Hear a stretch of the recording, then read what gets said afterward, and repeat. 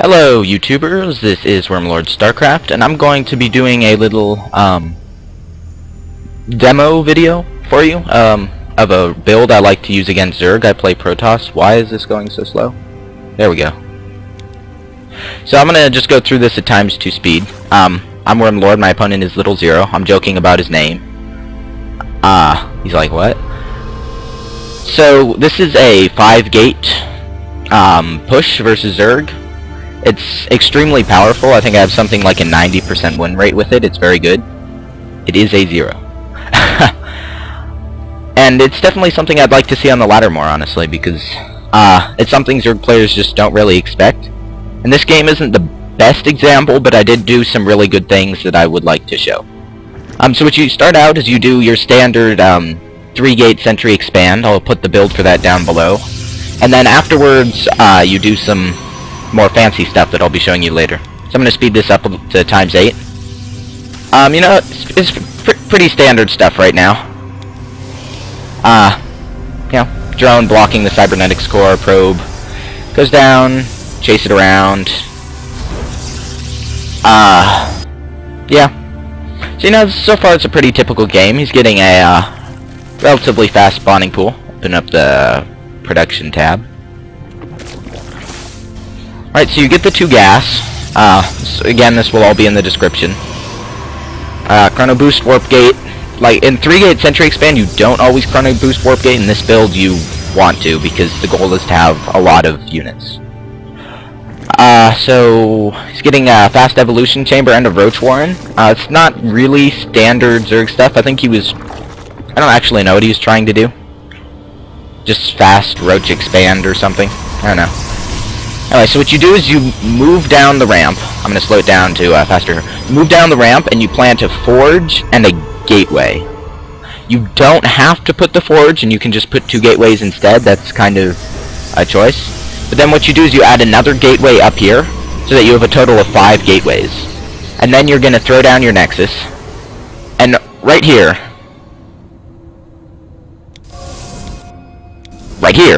you have the option to either get fast +1 attack or armor, or just don't use the forge at all. If you get a fast upgrade, your attack will come later, but it will be a lot more powerful. Like, if you see a Zerg throw down a late expansion, get the upgrades. If you see a Zerg throw down an early expansion, don't get them. You should attack earlier so that their economical advantage will be smaller. So you should have a lot of sentries at this point, like 6 sentries and 1 zealot, generally, by the time you're throwing down your Nexus, is what I end up with. And you can throw down your 2 gateways before or after you get the Nexus down. I prefer before, but if your opponent scouts it, they'll know exactly what's up. So after might be safer. Anyway, continuing. So you throw down the Nexus. I'm going to go to ×2 speed again. So you cut probe production like right after you get your Nexus down. Like, that should be my last probe. Yes it is. Okay. So you want to have this looking maybe a little bit oversaturated, is kind of what I go for. And then you start warping in just a bunch of stalkers. So you'll have a very heavy stalker sentry army. Now this Overlord, the scouting was okay. I mean, I think he kind of got an idea of what I was planning. I don't think he knew exactly. So just bumped my microphone. Sorry, anyone, if I killed your ears. So he doesn't have many units right now. He has some roaches. Does he have any upgrades? Where are they? Yes, he has melee attack upgrade, which is kind of funny to me because he doesn't have very many Zerglings. So this guy was playing against maybe not the best. Now here's an important moment, okay? Right here, this just finished. Don't let it finish. This is a mistake I made in the game. I was really angry with myself about it. This should be finishing about the time this is. You should cancel the Nexus, cancel it. But you have to build it, because if they send in an Overlord and see this and don't see a Nexus, they're just gonna make like 10 bajillion spine crawlers and kill you.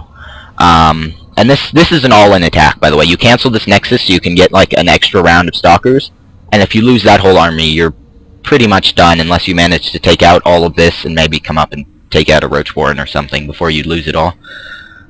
I've never really been in a situation like that before.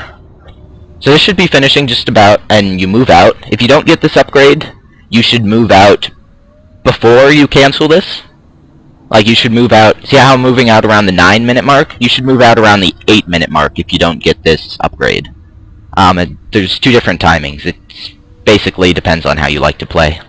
So I have a couple extra zealots here. Army's mostly sentry stalker. And if you see a largely roach zergling army, then you're in good shape. Lots of hydras or lots of zerglings kind of shuts this down, and you should probably just continue with the Nexus and, you know, play standard PvZ. Anyway, continuing. After this, it's fairly straightforward. You bring a probe along. Upgrades finishing. It's fairly good timing. I maybe could have moved out a little bit earlier. He doesn't seem to realize how big my army is. There he goes, throwing down a couple spine crawlers. I normally see something like 5 spine crawlers. Any more than 5 spine crawlers is difficult to deal with. Now you throw down the proxy pylon, right? Pretty straightforward. Yeah. So you warp in stalkers. Basically, once you start attacking, just warp in stalkers unless your opponent has a ton of zerglings.